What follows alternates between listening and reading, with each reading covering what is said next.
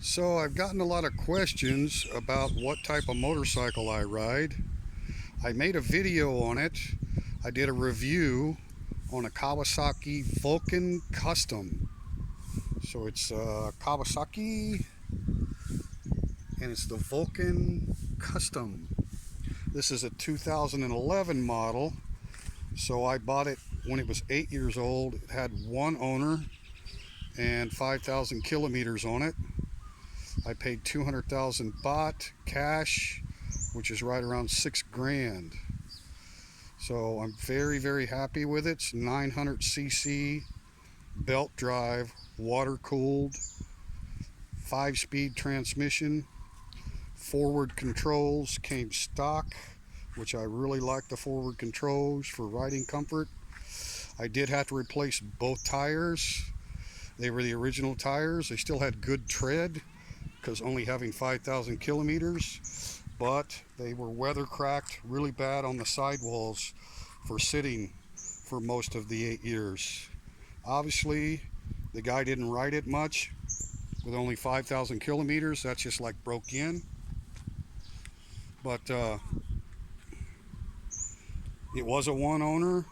It was a Thai man from Nakhon Ratchasima, and I bought it from a dealership in Chonburi province up north of Pattaya City. So these bikes, Kawasaki Vulcan Custom 900cc, brand new, are around 525,000 baht, so about 16 grand for a new one. So the fact that I got it for 6 grand, 50%, way more than 50% less than a price on a new one, and it only had 5,000 kilometers, I think I got a great deal on it. Soon I'm going to try to get an adapter for my GoPro so we can do some ride and chat. I did buy an external microphone for the GoPro, but didn't realize that I needed the adapter soon. So the name of my bike is Blackie 2. We have a dog named Blackie. So this is Blackie 2, and Teacher Thomas Thailand and Blackie 2 will try to do some ride and chats for you. I was able to get the green book, which is like a title in Thailand, in my name, as well as the tag and registration and insurance. I was able to do that with a form you get from your immigration office. It just verifies your residence. It's 600 baht for this form.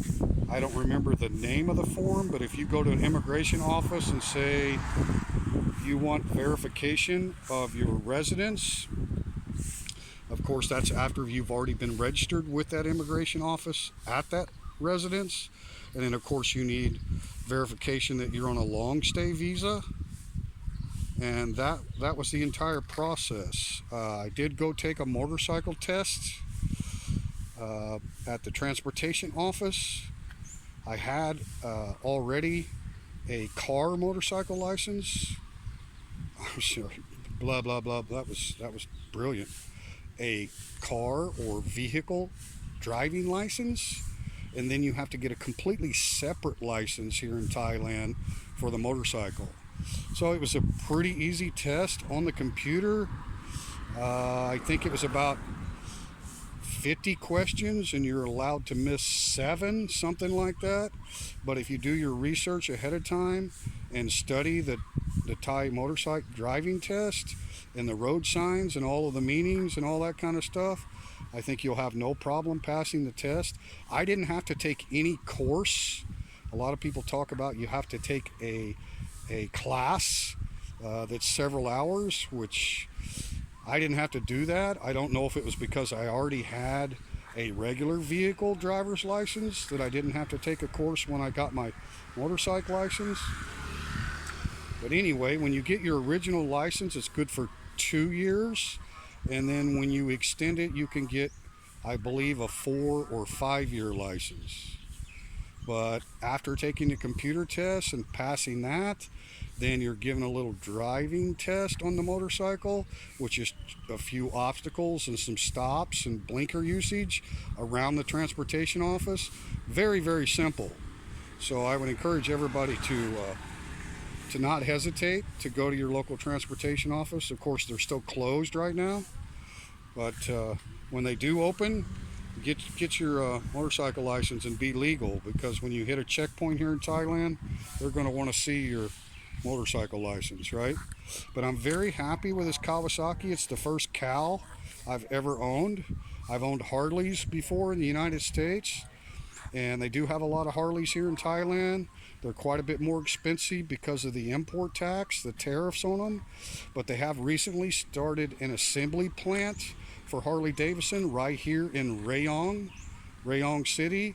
So hopefully with the assembly plant, they'll be able to sell the Harley Davidsons at a price that's more equal to what they are in the United States. But you know, to me, having a 900cc, it's not really important whether it's a Harley or a Kawasaki or a Honda or a Yamaha. But to have the bigger bike where you can actually do some traveling on it is what's important. And of course, the water-cooled system is very important here in the hot climate of Thailand, especially along the Gulf where you have the saltwater air. So if you have an air-cooled system, you're liable to have a lot more problems, especially on a bigger bike. So you need that radiator, that water-cooled system, very important. But I just wanted to make a quick video about the Vulcan Custom. They make several series of this Kawasaki Vulcan. One of them is the Classic, which has a big windshield and a lot more chrome. The custom model is more old school, and it's all blacked out except for the valve covers. There is the only chrome on the bike as far as the engine. All right, thank you.